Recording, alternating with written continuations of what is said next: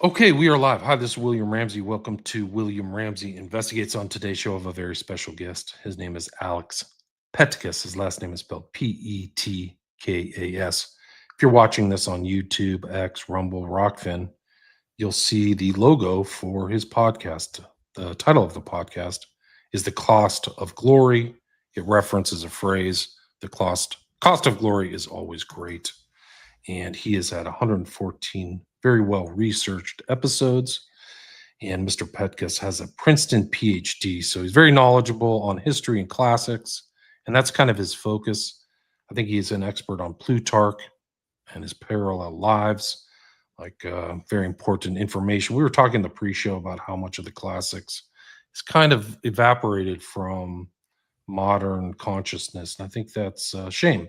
So we're going to talk about his work, his research, and specifically some of the recent episodes he did on Julius Caesar. I'm aware of about five of those. And we're going to just show kind of this kind of heroic lifestyle of Julius Caesar and why it's important and why people need to learn about this stuff about men of action and things, people who made changes in the world. We see a lot going on wrong in the world now. So hopefully people will step up and fill those roles. Maybe not my generation, but the generation after me can fix some of the things that are going wrong. But Alex can talk more about that. So Alex Petkas, welcome to the show. It's great to be here with you, William. Excellent. So for people, I know you've done a lot of shows. I know you've been around and talked to a lot of different people. For people who haven't heard your name or your work or your academic accomplishments, maybe you could do or talk a little bit of expand on your biography, what led you up to the Cost of Glory podcast, and then we can talk about the importance of Julius Caesar. Well, like a lot of young men today, and maybe in the previous generation, I kind of felt like I didn't get a great education in K through 12, and sort of started to get interested in school later. And I realized that I hadn't really had a founding in the classics or even knew what they were, and that's why I sort of went down that route in college and ended up sort of, despite for lack of a better plan, going on and doing a PhD and studying this stuff because I got kind of obsessed. And what I was really looking for, and I think that this relates hopefully to what a lot of people sense today, is that I was looking for role models, and I was looking for a kind of guide to how I ought to live, and inspiration above all. And I found that in some of the great heroic statesmen of the past, and also in some of the philosophers of the past. I was very interested in Plato and Aristotle, and especially in the way that these men had a lot of influence in their worlds beyond just being intellectuals. They were involved in politics and schemes. Plato did a big project in Sicily trying to win over a certain tyrant to his to a kind of more virtuous way of life. Aristotle famously was the tutor of Alexander the Great and had at least some influence on the man, maybe not a complete influence. But I was a scholar for a while, and I studied the Greeks, especially of the later Roman Empire.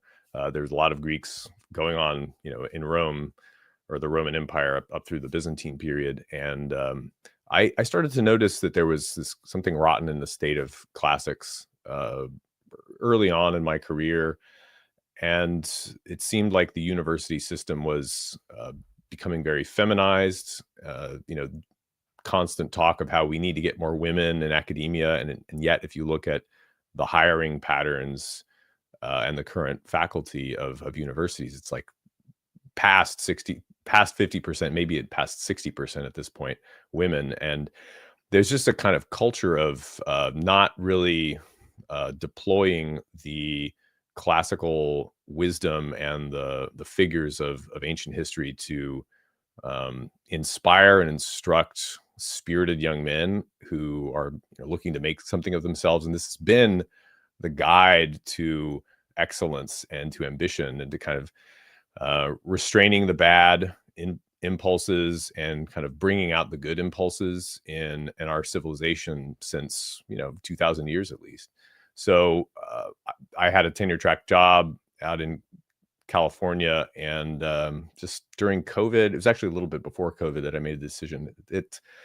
This place is not the place I want to spend my life, and there's other ways to reach people now through the internet. And so that was kind of the inspiration for me leaving academia, and at first for many years on the side building up this podcast, and now it's something that I'm able to work on full time. And what I do is essentially on the Cost of Glory, I try to retell the biographies of the great leaders of Greece and Rome, as you said, most of all following the lead of this great philosopher biographer Plutarch, who was probably the most influential biographer in history, even though he's a lot less well known today. He's sort of dropped off in popularity beginning in the 19th century for a lot of interesting reasons that we could get into if you want to go down that rabbit hole. But I want to bring the insights of Plutarch back to people, and the wisdom, and to kind of bring these characters to life so that they can not just be fun entertainment.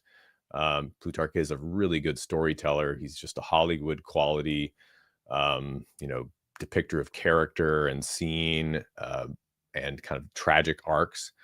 But to live their lives better through the example of studying these great figures. And these figures do include people like I just mentioned, Alexander the Great, and I think probably the most famous figure that Plutarch wrote about was Julius Caesar himself, probably the most famous Roman, with good reason. And so I've been working on Caesar in particular. I thought that this would pass in a couple of months, me doing a life of Caesar, but I've really gone deep on Caesar for the past year, actually. And I think that he's actually, even today, he does enjoy a kind of popularity, grassroots, especially online, that the general take on Julius Caesar from the academic community, at least, and the kind of mainstream media, there was a recent BBC documentary on him, is that he's a bad tyrant, and Donald Trump is Caesar, therefore Caesar's bad, or vice versa. And so you can see their presuppositions there. But that's essentially what I see as my niche is explicating these lives and hoping that people will take up the call and make a difference in their own life through that study. Wasn't Plutarch Lives, wasn't that kind of mandatory reading for young Romans back in the day? Like that was kind of I thought it was one of the main books that was given to citizens of Rome, if I remember. Is that correct? Well, Plutarch is writing a little late depending on what you call late. He's writing in the late 1st century, early 2nd century AD. So it's the period of what's known as the five great good emperors, Trajan, Hadrian, and Antoninus Pius. So he's too late to influence men like Caesar or Cicero or Cato, but he writes their biographies. And he became popular sort of later on in antiquity.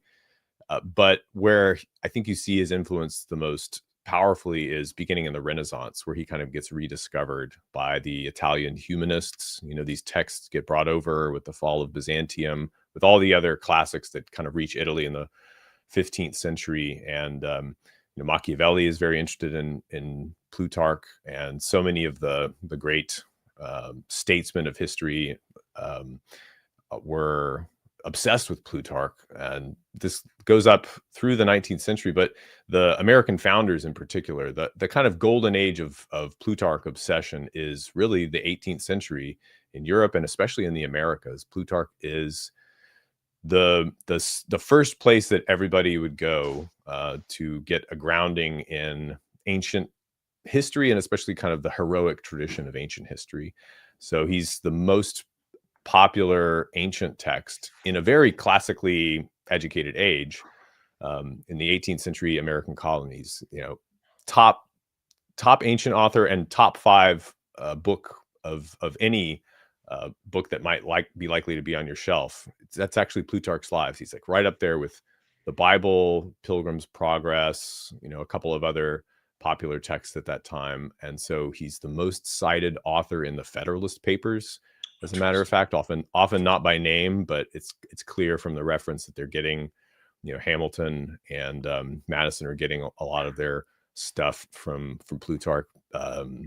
Alexander Hamilton's reading Plutarch in the night at Valley Forge when he's the aide de camp of George Washington. He's taking notes in his pay book. We actually have a lot of his notes that he made about the lives of great state founders. So he's incredibly influential through being the conduit by which people get into the minds and into the lives and actions of, we mentioned Caesar. Alexander. Solon of Athens is another famous one. Lycurgus, the state founder of Sparta, who developed the kind of Spartan education system, the agoge, that kind of made these regular men to a warrior elite, and so on. So he's kind of the quintessential heroic author. Nietzsche was already starting to perceive his decline in the 1870s in Germany. And he said in a great text of his on the use and abuse of history, or on the advantage and disadvantage of history for life, he said to the young men of his day, satisfy your souls on Plutarch, and learn to believe in yourselves when you believe in his heroes. 100 such men who developed their taste for the heroic and kind of paraphrasing at this point here, who have kind of embodied that heroic spirit of Plutarch. He says they could silence now and forever the noisy pseudo-education of our age. So great resonates to this kind of day. It really does. And the education system that he's talking about is the Prussian kind of research university model of education, which is very influential on the American education system. We kind of imported in the US the German model as opposed to the British Oxbridge model, because we believed in the Enlightenment ideals of progress, especially in the post-Civil War period. The land-grant universities are mostly based on the German educational system, and this kind of trickles down. So we're kind of inheriting the system that Nietzsche was kind of critiquing even back in his day. So it's a really interesting story. Right. So this is, why do you think that Plutarch has fallen out of favor here in the States? I mean, you say that the kind of Prussian thing, but it's like, why has this gone away? Why aren't people reading this or talking about it? Why isn't it in the public curriculum anymore? It's a interesting pattern, and essentially what happens is America used to have this model of education in the 18th century in the colonies, sort of what Harvard and Yale used to do, which is a version of the Renaissance model, which is a version of the ancient model, which is humanities education, at least as we would call it today, was focused on rhetoric, on the art of speaking well and persuasion. But the whole rhetorical framework to education is not just about speaking well, it's about emulating great speakers. And it's also about emulating their character, and it's about kind of development in statesmanship.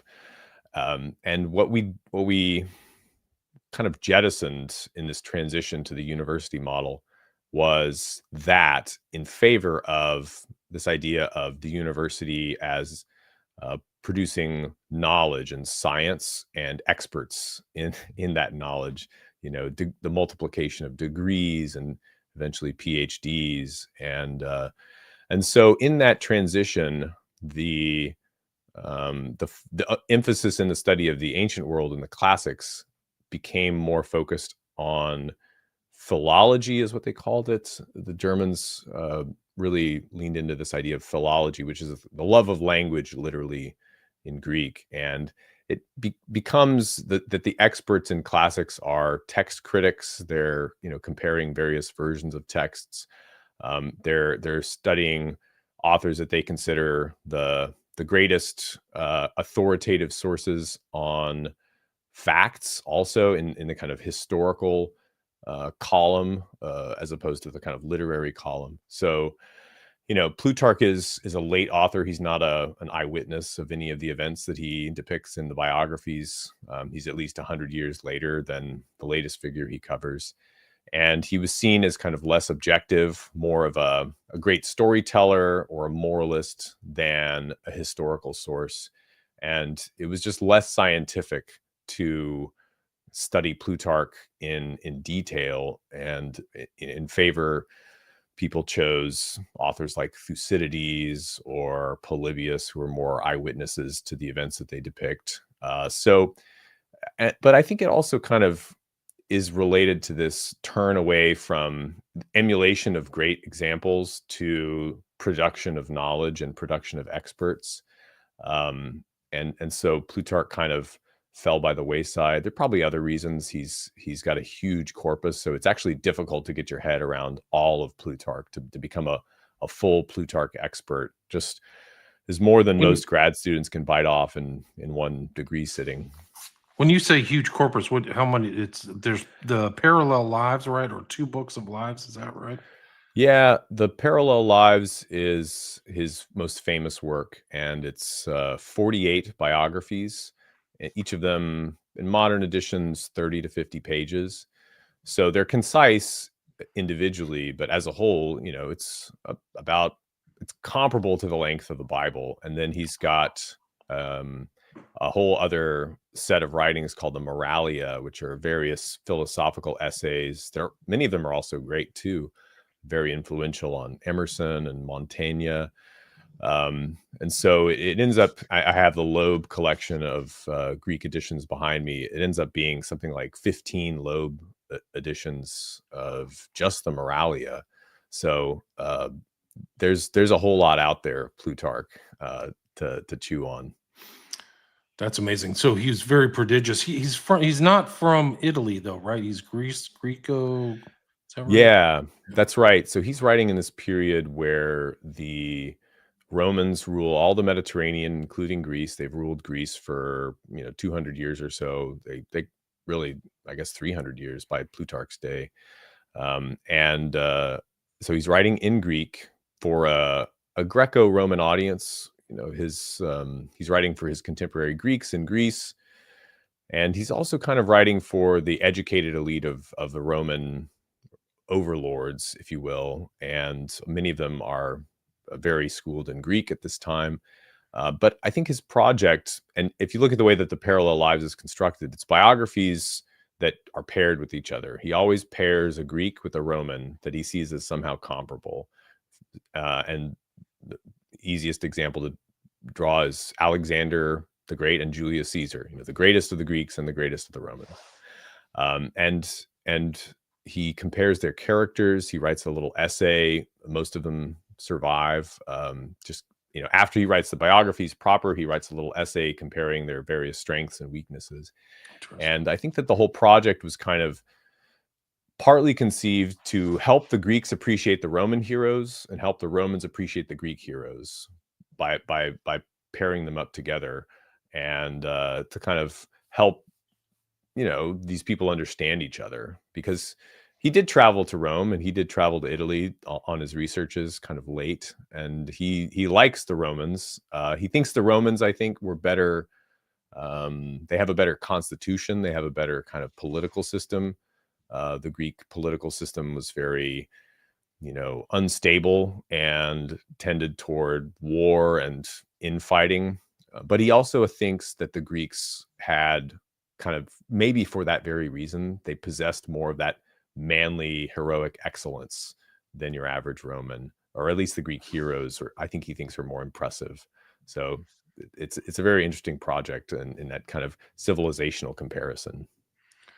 Right. And so he's writing about 150 years after Julius Caesar, right? Isn't that That's right. approximately it? So he has access to probably some of the stuff. The decline of the Roman Empire really hasn't maybe accelerated. So he has all that stuff.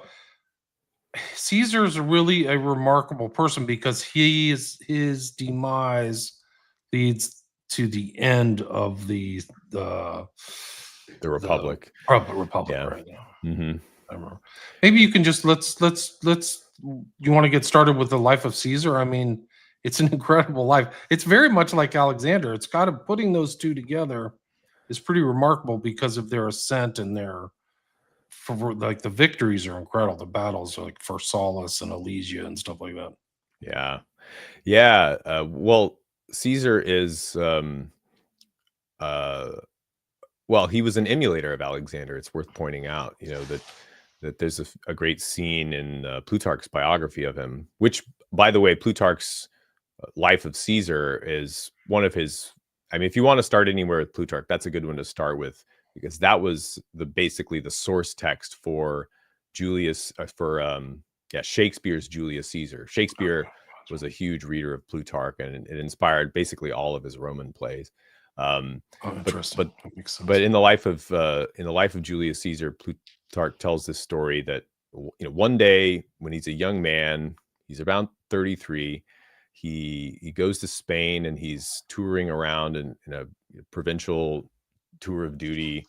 I think he might be a quaestor at this time. So, around 30, 33, he goes to this temple of Hercules in Cadiz in southern Spain. And he's with his friends, and, the friends they're looking at these various artworks. Ancient temples are kind of like their version of the museums. There's all these, extraneous statues and dedications in the temple grounds and inside the temple.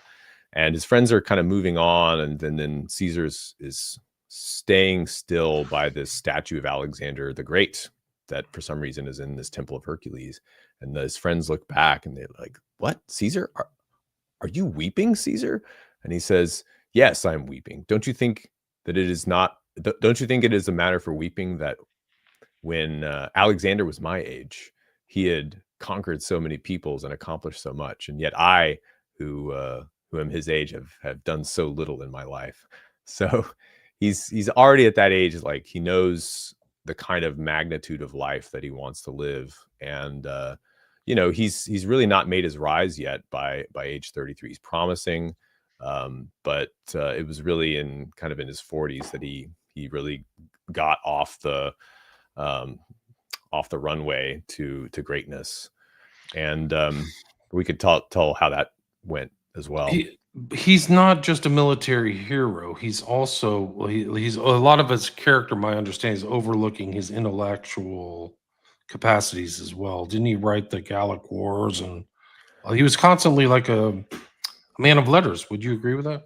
Yeah, absolutely. He's not just a brilliant general. I mean, really one of Rome's greatest generals, and we know this from his Gallic War commentary. And when that was a campaign that happened throughout most of the decade of the 50s BC. But Caesar has, they don't survive, but we have references at least to some of his early compositions. He was always writing something. He wrote a play when he was younger, I think, about Hercules, and a variety of other works. He was collecting a kind of quote book that Cicero mentions. And so he's always sharpening his tongue and his wit, and the place that you deploy that in Rome is in the law courts and in the Senate and in the forum, in politics. It's like the master skill, rhetoric, right? So there's a kind of literary culture among these Roman elites in Caesar's day. They're not just kind of trading political speeches back and forth, but they're writing poems. They're reading philosophy. Caesar was reading Lucretius's poem De Rerum Natura, on the nature of things. This classic epic poem about Epicurean philosophy, while he is on campaign in Gaul. He's taking the time in this, witheringly intense blitz through conquering all of France, basically a very warlike confederacy of Gallic tribes. And he finds the time to keep up his, reading the latest literary works coming out of Rome. And he's writing with Cicero and Cicero's brother to kind of give his opinion on various matters of concern in kind of Roman literary taste and circles. So I think this is a big part of keeping your intellect sharp, but also keeping a tab on the tastemakers of Rome. Caesar's such a careful cultivator of his personal style, both in his dress and in his manner of speaking, and in the way that he presents himself in his writings. So he's always kind of aware of his social status. Wasn't he from kind of maybe a lesser aristocratic background, if I remember Yeah, correctly? that's right. So Caesar is from the Julii clan, the gens Julia, which is, to be sure, one of Rome's great old families, and they claim descent from Aeneas, the mythic founder of Rome, and they had a history from the early kings period of Rome, the 6th century BC. But in Caesar's day, there, at least when he's young, there'd not been a lot of consuls and men in high office for a long time in this family. And so he's from a kind of glorious name, but not a lot of status or money. They're still in the Senate. So we shouldn't, say that this is some rags to riches story.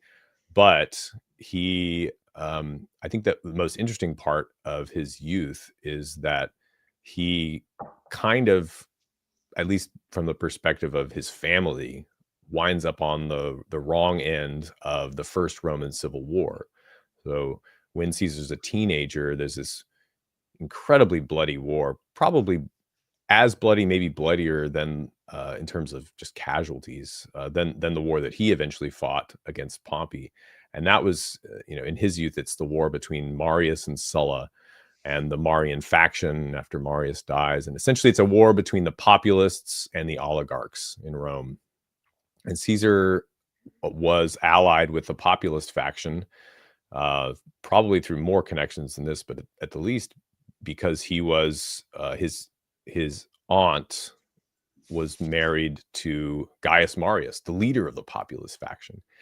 And when Sulla, the oligarch, the optimate, as the Romans call him, wins the war, he goes on this purge of his enemies, and more than 1,000 prominent Roman men are listed and either exiled or executed, properties confiscated, and some of those include some of Caesar's family connections. It's likely, if Caesar's father had been alive at this time, that he would have been proscribed, but he had died maybe of a heart attack or something one day while tying his shoes, and Caesar was 12 years old. So he kind of grows up without his father figure in his teens. And so if Caesar's dad had been alive and had fought on the side that everybody would have expected him to fight on in the Civil War, not only would his property have been confiscated, but Sulla banned from office the sons of men who'd been proscribed. So Caesar was really he rose in this kind of narrow near miss of having no political career in Rome from his teenage years. And there's a famous interaction between him and the dictator Sulla after Sulla's won.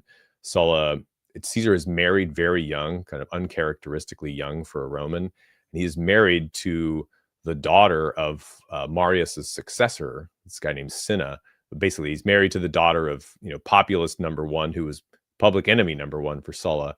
And Sulla says, Caesar, I'll let you do your thing, and you can be a good boy in the new regime, but just divorce that wife of yours. It's a bad look for you if you want to actually make a career here in Rome. And Caesar says, no, thank you. I will keep my wife. And so this is a big thing to stand up to the dictator of Rome, Sulla. And he goes into exile, and he eventually gets tracked down and brought back before Sulla, and Sulla's going to execute him for disobeying and kind of challenging him.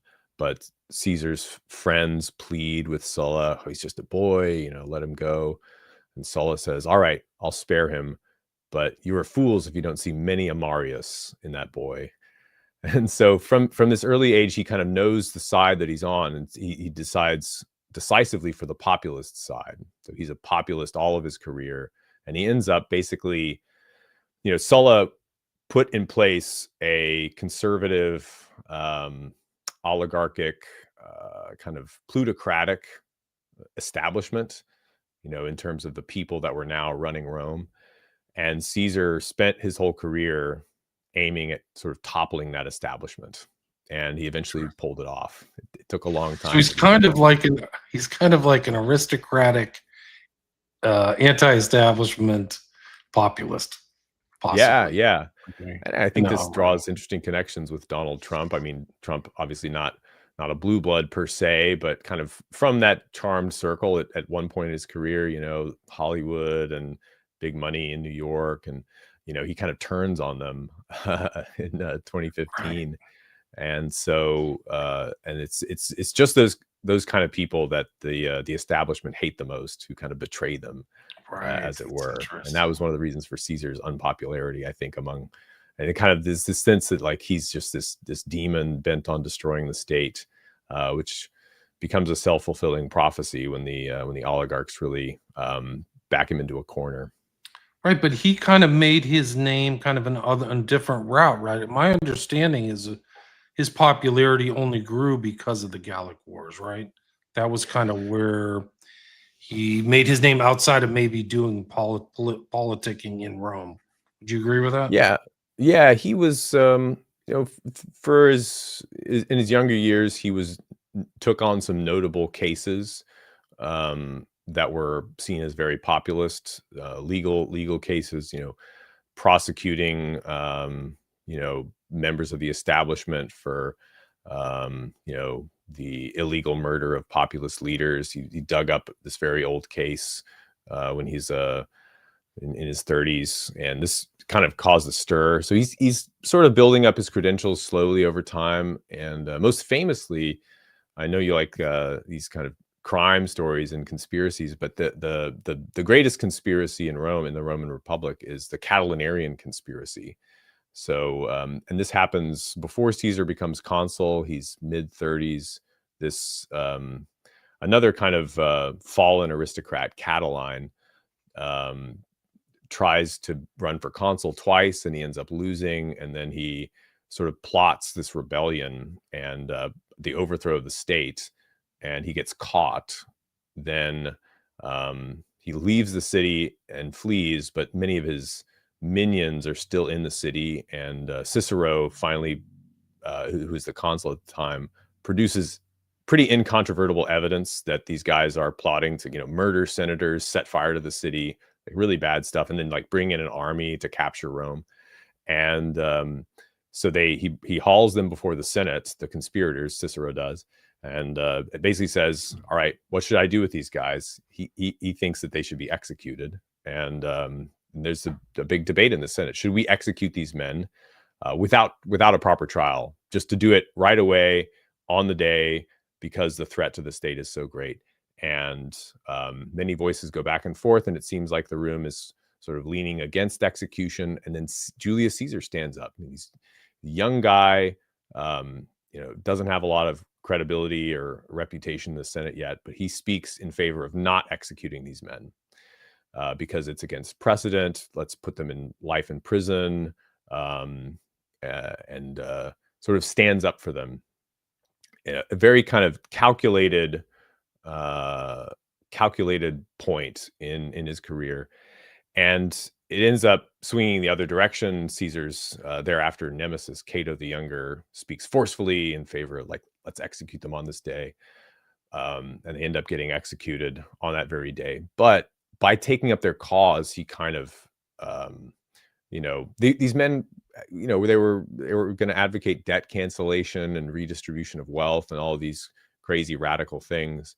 And Caesar sort of like took on some of the status of their defender. And there are a lot of suspicions at the time that Caesar was kind of in on the plot, but somehow he kept his hands clean and managed to escape from it. And I want to read one really quick quote about this that I pulled up. This is from Friedrich Nietzsche, Twilight of the Idols. He says, almost every genius knows as one of the phases of his development the Catilinarian existence, a feeling of hatred, revengefulness, and revolt against everything which already is, which is no longer becoming. Catiline, here it is, the antecedent form of every Caesar. So Caesar saw this kind of criminal element in Caesar that is fully expressed in Catiline. Caesar never does anything that illegal publicly, but Caesar kind of channels that anti-establishment energy into a more productive outlet, and the Gallic War is probably the most famous example. A more productive form of Catalinianism, right? So he learned and Right. survived. Like he seems to have had really good survival instincts. So all these things, of these upheavals, he makes his way through his whole life. And then the Gallic Wars. What, I don't know why he got assigned to the Gallic Wars. Like back then, people don't know the kind of map or the expansion of the Roman Empire. It really was kind of the old map of Italy. Like there was a whole nother, that was all open territory, was France. Yeah, that's right. Caesar, right? That's right. Yeah. So Rome at this point controls Spain kind of loosely. I mean, there's some, wild native areas in Spain, but they mostly have Spain, at least in the coast. They control North Africa for the most part, like Tunisia, especially. They control mainland Greece and a lot of the Balkans, but no, very little Roman presence in France. Just along the coastline, they have a kind of land bridge from Italy to Spain, and it's been a big source of security issues for them. Just in the previous generation or two before Caesar, there was a huge Gallic invasion. I mean, the sources say 300,000 Gauls are like, raining down on Italy. They actually cross the Alps and they get into northern Italy, and they get stopped by Caesar's, uncle-in-law, Gaius Marius. So it really is a wild area. It's loose tribal confederations kind of constantly warring with each other for supremacy, a lot like the Greek city-states in an earlier era. But these men are seen by the Romans as, they're taller, they're hot-headed, they're fighting all the time, so they're tough, and they're, every now and then, if things go one way in the internal politics of Gaul, some charismatic chieftain might decide, Rome's a really juicy apple for the plucking, and actually in the kind of branded in the Roman historical mythic consciousness, not mythic in the sense that it didn't happen, but they're kind of, their story of the important events of Roman history in the 4th century BC, Gauls actually captured and sacked Rome in this invasion. So, they have this fear inborn of the Gauls, and Caesar saw that now was the time to conquer Gaul and to pacify it. And he actually, the way that you would become a commander and get assigned a military office was you have to get kind of picked by the Senate to do that job. And they will typically only pick, with very few exceptions, they'll typically pick office holders. And so what he did is he ran for consul in the year, to be the consul of the year 59 BC, and he made a deal to get, this is the first triumvirate. He made this deal with Crassus, the richest man in Rome, and then Pompey, the most kind of influential commander who was resident in Rome at the time, to kind of mobilize their voter blocks to get Caesar elected. And he was the junior colleague. It was really like a duumvirate. It's like two guys, like those are the big guys, Crassus and Pompey. And Caesar is just this kind of little politician on the rise. But he says, if I'm consul, I can pass all these laws in your favor.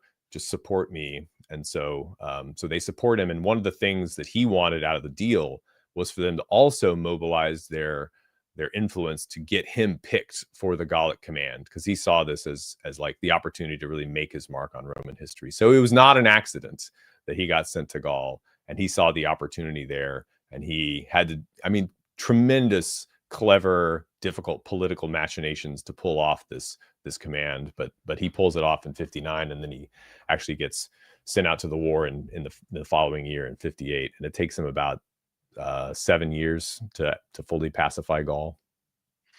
Right, and it's huge battles. One of my favorite battles to read about in history is the Battle of Alesia, which is an Yeah, incredible. I mean, there's all kinds of battles. Like you say, it's 7 years. He's writing about it, but the final, I think it was the final battle against Vercingetorix, if I that's remember him. Yeah. correctly. But maybe you could talk about some of the battles leading up to Alesia, because I think that was the final pacification, if I remember, or close to it, if I remember. That's right. Yeah. So there are some really amazing battles in the early years of the campaign. The first campaign is against the Helvetians, who are from Switzerland, Gallic tribe. They're trying to migrate to another section of Gaul, kind of out of the mountains into the richer plains. And Caesar kind of uses the Helvetians as the casus belli, the kind of provocation to start and get involved in Gaul. And they're trying to cross through the territory of some Roman allies. And then there's just little sliver of Roman controlled lands that they need to cross. Otherwise, they're going to have to go through the mountains and it's going to be really hard. And so they ask the Romans, all right, we got several 100,000 people we want to move with our carts. We don't want to do any trouble. Let us just kind of cross through your province.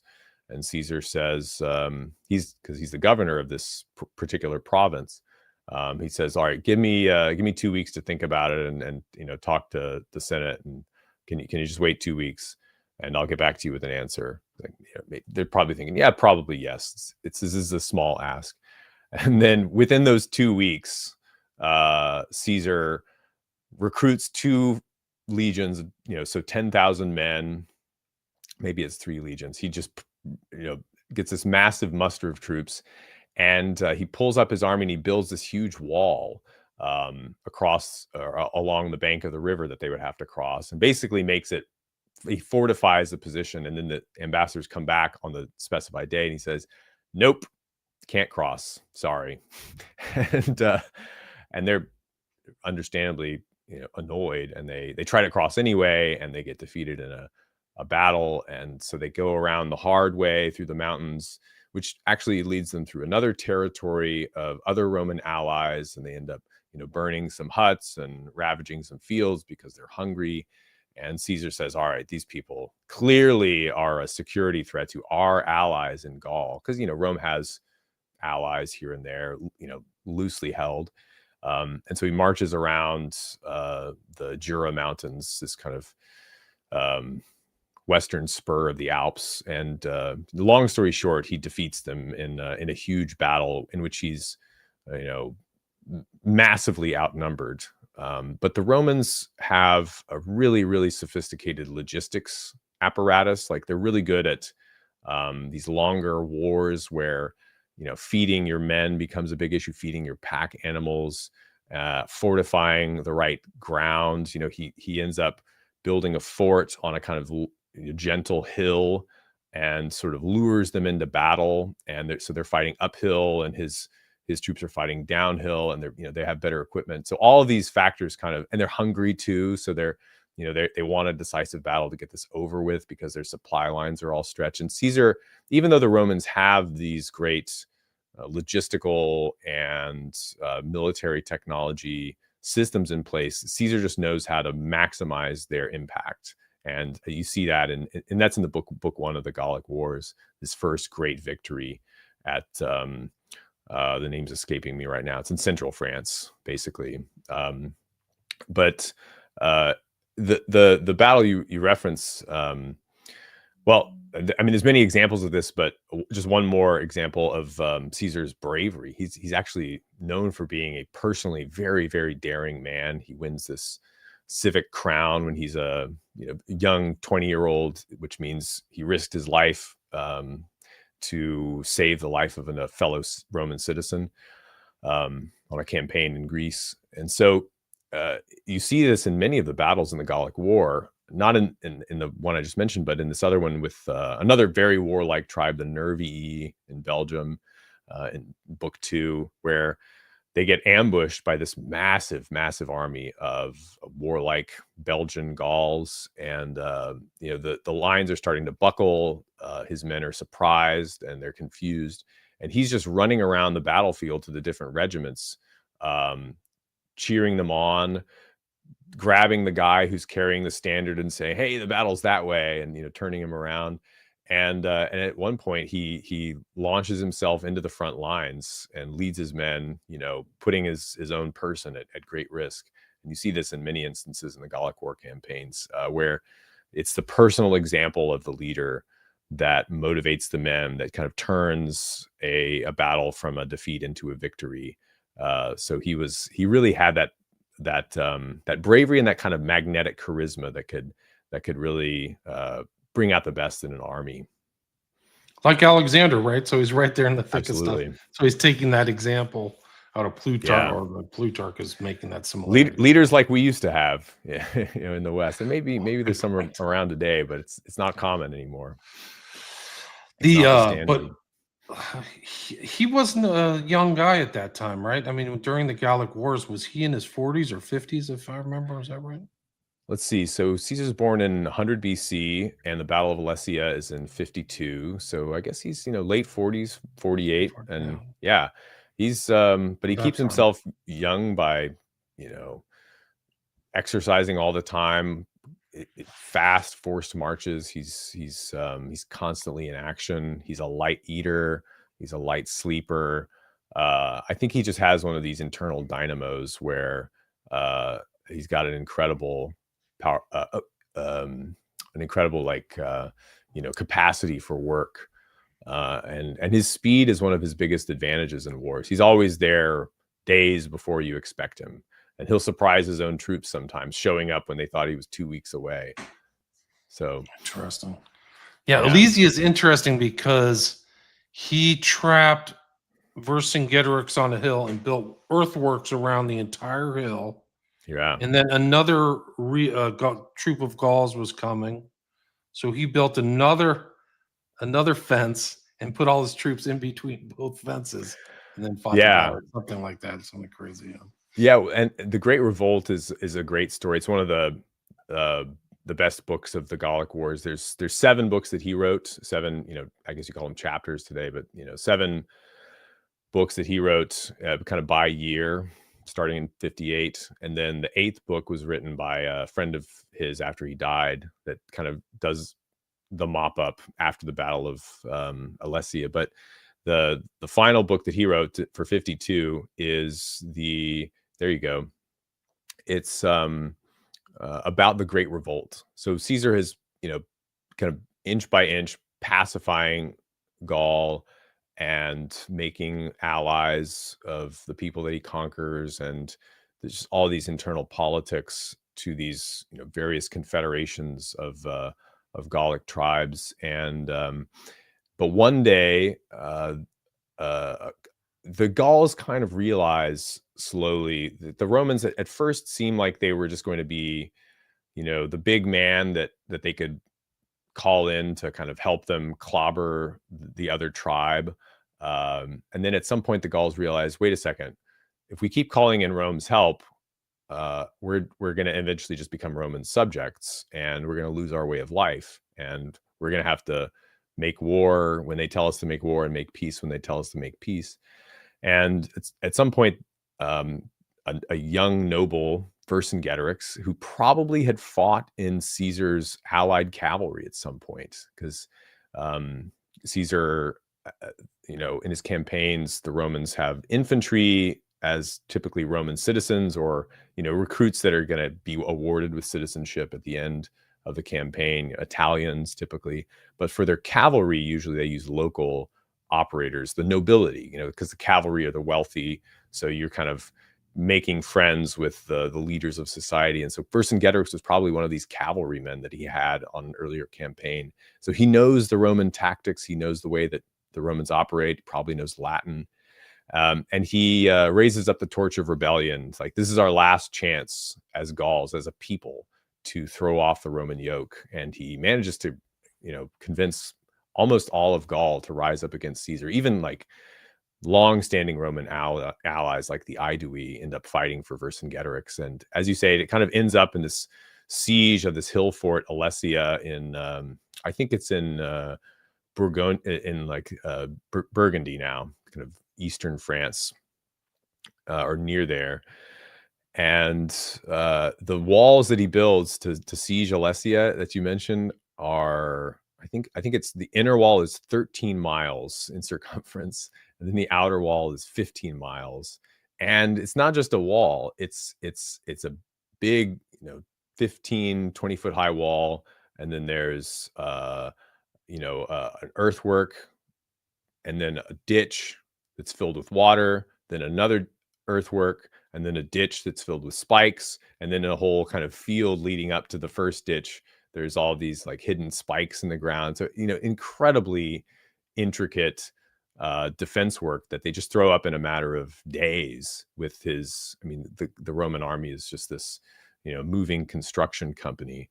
And and even then, the Gallic army that they're able to fight off just dwarfs the size of the Roman troops. It's like 10 times as big, or at least 5 times as big. We're talking 100,000 men, maybe, at least if you trust the sources. But again, the Gauls' problem is they don't necessarily have the logistics to support that many mouths for a long period of time. And so they're kind of forced to call the matter to an issue through battle sooner than the Romans. The Romans can kind of wait them out and fight the war on the battle on their own terms. But the final battle, it happens over a series of days, and the Gauls eventually break into the outer wall.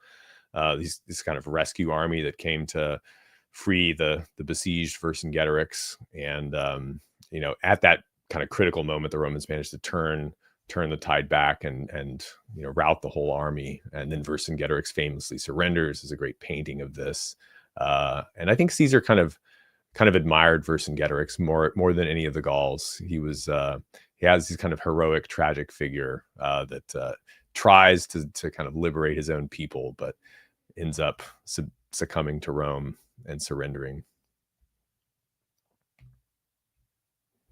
Right. I mean, I think they took Vercingetorix to Rome for some kind of like ritual death, right? I mean, isn't something Yeah, like, yeah. that's right. Yeah, it's there's the painting.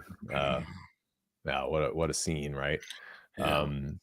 So Vercingetorix would have been in captivity from 52, and then immediately after the Gallic War campaign, he goes into fighting the Civil War in 49, and he doesn't really have a chance to breathe until 46 BC. After 3 years of civil war, he finally holds his triumphal procession, which typically you'd celebrate right after you get done with the war, but he's kind of put it off because Rome's, in a civil war, there's no time for a triumph. And then the norm that Caesar is following is the enemy leader gets executed in the ritually in right in the center of Rome, in front of the Temple of Jupiter, I believe, is where that happens. So that was Vercingetorix's eventual fate, but he had to wait about 6 years I didn't know that. in captivity. So they brought him a back happy to ending. ritually kill him, right? Mhm. It's really an amazing arc, his life. It's really something else of Caesar crossing the Rubicon, right? So he brings his Mhm. troops in. Yeah, and I think that Caesar didn't set out to wage civil war on Rome after he conquered Gaul, or to set himself up as a dictator or a tyrant. He was what provoked the civil war that he fought was he wanted to return to Rome in peace and have the right to run for the consulship the following year. Whereas his enemies wanted to basically prosecute him into ruin and exile for various alleged crimes, and they wanted him to kind of lay down his command and dismiss all of his armies, and then return to Rome as a private citizen. And he was asking for an exception. They actually granted the exception to let him, run for the consulship in absentia. The details I've gone through in a couple of episodes in my podcast, but and they grant the exception, and they kind of go back on their word. So they kind of broke faith with him, and the justifications that they used were kind of like Caesar wants to set himself up as a tyrant, and so on and so on. But Right, claims of tyranny, kingship, or something. Sounds yeah, remarkably familiar. I don't know. yeah, and it was kind of lawfare. It's like this breakdown in the trust in the legal system that Right. I think we've seen a lot of in our day. Yeah. The legal system kind of getting abused to political ends, especially by the left in the past 4 years. But it it it becomes a very dangerous game, because once that starts to be the norm, then you know people don't really put a lot of faith in law and order, and that's when real serious breakdowns happen, like what happened with the Roman Civil War. Right, and that was all finished at. It was him against Pompey at Pharsalus, right? Isn't that another? Isn't that the final Yeah, battle? Yeah. yeah, that's right. So Pompey is his former son-in-law. Pompey married Caesar's daughter, and they had a loving relationship. They had a child, but Julia, his daughter, died in childbirth, and that kind of eventually severed the ties between the men. And they were friends. And then basically Pompey's at Rome, and he's always been a kind of sort of outsider to the oligarchic noble establishment, and wanted to get acceptance from them as Rome's great man. Pompey was a great conqueror, but not from one of the good families. And so it's sort of through that carrot of, hey, you can be the great man in Rome, Pompey, but you just have to help us, end the lawlessness of Julius Caesar, and bring him to his knees, and to get him to submit to law and order. And they kind of get in his head, I think. It's a year or two that these negotiations go back and forth to try to negotiate Caesar's peaceable return to Rome. And it ends up people telling Pompey, hey, if Caesar comes back, he's going to displace you as the greatest man in Rome. So they're appealing to his ego. And sadly, he ends up taking up the sword against Caesar. And they were better funded. The Optimates, they had more soldiers, they had more ships, and it ends up they end up fleeing to Greece when Caesar crosses the Rubicon, and Caesar follows them. And the final battle at Pharsalus is actually comes in the wake of Caesar being defeated by them at the Battle of Dyrrhachium. So it's kind of Caesar's last shot, really, to survive, not just politically, but personally. And it's a great upset victory. Another great kind of example of Reflected Caesar's in brilliant generalship. right in Shakespeare's Julius Caesar too. Pompey falls on his sword, and who was his Yeah, other that Caesar? He calls him lean and hungry man or whatever. yeah. Brutus and Cassius actually Cassius. are. Oh, Yeah, that's yeah. So there's so there's another battle after Caesar dies, the battle of Philippi, Philippi. Okay, where so that's in Shakespeare. I got it mixed up. right. So I think Pompey's dead by the beginning of Caesar, and they're kind of this kind of common man encountering the aristocrats. They're joking about, we forgot who Pompey is, and the aristocrats are telling them, shut up, don't you, have you forgotten the laurels that you heaped upon the statues of Pompey, and now you're heaping them upon the statues of Caesar? Oh, how fickle is the crowd. And but yeah, so people, after Caesar wins the Civil War, there are plots reported already, a ways before he actually gets assassinated. And Caesar famously dismisses these plots. He's saying, let them kill me if they want to. I've lived long enough for glory or for nature.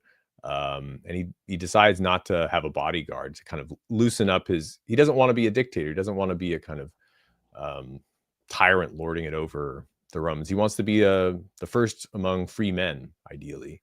And Cicero comments like, hey, you should up your security and make sure you survive, because if you die, we're going to be plunged into civil war again.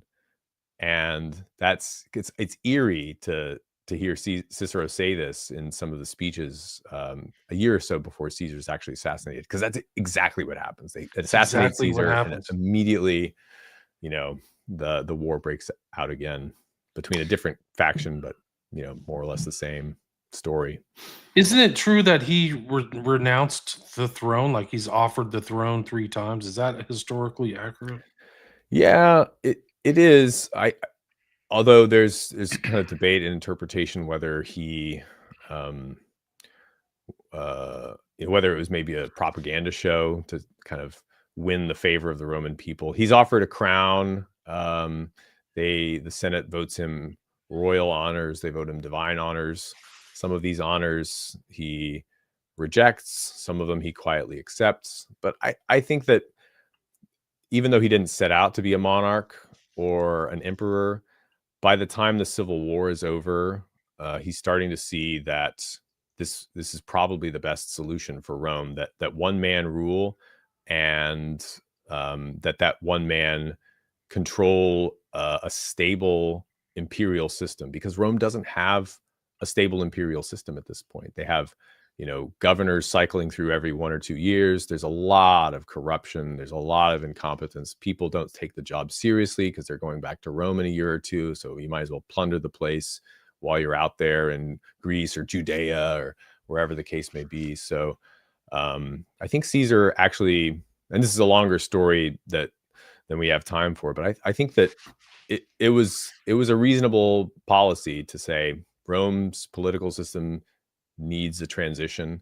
And I think all of Caesar's best ideas were taken up by Augustus, but that's a story for another day. And it took a lot more blood and war and scheming to get there. It's an amazing story. His life is really something else all the way to the end. Caravaggio asked, would you ask about Caesar's religious significance? Do you have any thoughts on that? Oh, yeah, a lot. Well, Caesar is, he starts to be compared to the gods in his own lifetime. He is, he accepts divine honors like right before he's killed. And this is not so strange in the broader Mediterranean scheme, because at this time he's, had his liaison with Cleopatra in Egypt. That happened kind of in the middle of the Civil War, and the norm for these Eastern Mediterranean Greek monarchs was to, especially in Egypt, the pharaoh is a kind of living embodiment of the god. Horus for the men, and then Isis for the women, and so I think in Rome, it doesn't play very well, but it would have played very well in the provinces. And Caesar's been to all the provinces. And he knows that if you want to have this giant empire, you need to have a basis for loyalty. And so I think that's where his, leaning to accept those divine honors comes from. That and eventually, of course, the emperor becomes a quasi-religious figure. There's imperial cult, honoring the genius or the kind of guiding spirit of the emperor, which is sort of like divine honors for the emperor. And that really gets established. Really, it's Augustus who establishes that by declaring over and over again that he is the son of divine Julius. I think Caesar was a little uncomfortable with that, but Augustus, once you're, the successor, you can declare the man before you a little bit less problematically as a divine, God blessed, maybe divine himself, ruler. And then, of course, as his successor, maybe you're divine too. So that's how that worked out. Broad scheme. It's a very interesting story, though. It's like divinity drive towards human divinity or something, godhood. It's almost like Alexander wasn't Alexander declared a god in Egypt too? I don't know, maybe. Yep. Yeah. He's he circulates the story that he's the son of Zeus, or the son of Amun-Ra, who is Zeus in the Greek interpretation. And this doesn't play well with the Greeks, but it plays very well with his Oriental subjects. Right, so that's where the pattern really starts. Right. The subjects like it. So really interesting. Great talk, Alex. We are at the hour mark. Is there anything else you'd like to add? I have your website up here. Like this is only like I think you only covered Julius Caesar for 5 or 6 episodes, right? So they can Hmm. go check out your podcast or links to your podcast at costofglory.com, right? That's right. Yeah, the Caesar series starts with Caesar Part One, which is episode 107. I did the Gallic War campaigns before that, and if you go there, you'll hear it from his birth on and his rise to power. I'm almost finished with the final episode that tells the story of his death. Right, that's what I'm working on right now. So that's coming soon. Coming soon. And then also you have a Substack too. I just read through that. You have a Substack where Hmm. people can follow your writings. Is that correct? That's right. Yeah, I'm not super active on Substack, but I do send out the occasional thought or article. It's a great way to keep in touch if you want to find me. My website's costofglory.com. And that has links to most of the stuff that I'm working on. We also do offer online rhetoric courses if you're interested in that kind of thing. But yeah, would love to hear from anybody interested in Caesar, and I would exhort people to, that it's kind of our duty to the next generations to pass on these stories of the great heroes, even if they're somewhat problematic. I mean, just because somebody's a hero doesn't mean that they didn't make mistakes that we can't learn from. But you can't really learn from somebody's mistakes if you think that they're a tyrant and the devil and wicked. You can't like really learn from them if you totally write them off, which I think has been the habit until recently. Yeah, no, it's interesting because you mentioned at the early beginning of this talk, like how many people reference Plutarch and learn from these guys. And well, this is the foundation of our republic, is learning from Greece and Rome. All these things and the acts they did and the mistakes they made, and learn from all that stuff. So it is important to go back and reread it and also like see the good thing. Like Caesar's an amazing figure, like as Hmm. much as like you say, but he's also an academic, he's intelligent, he's savvy politically. You don't get to that point by being clumsy politically at all. So I mean, it's something to learn about these days. So I definitely recommend it. Again, it's The Cost of Glory. You can check it out, and it's Alex Petkas, Petkas, right? That's how you spell your last name. That's right. Yeah. And then also I'll put a link to, I know that you're active on Twitter. You have a lot of Hmm. followers over there. So I'll put a link to both your website, Twitter, and your podcast. People can listen to your podcast on all major kind of podcast platforms. Is that correct? That's right. Yeah. Yeah. I'm on Spotify, Apple Podcasts, YouTube. I hope coming soon to, Rumble and some of the other platforms, but it's limited resources here. But yeah, and at Cost of Glory on Twitter, if you want the occasional post on, Roman history or ancient philosophers. I've been doing a lot of Caesar posting lately because he's been on my mind. And you can listen to them right from the website. I mean, you've got a player here too. So there's a lot of options there, but people check it out. And I'll be checking it out as well. But again, thanks so much, Alex. I really appreciate your time. Thanks, William. Really enjoyed it. Cool. Let's do that. Let me just shut this. I have to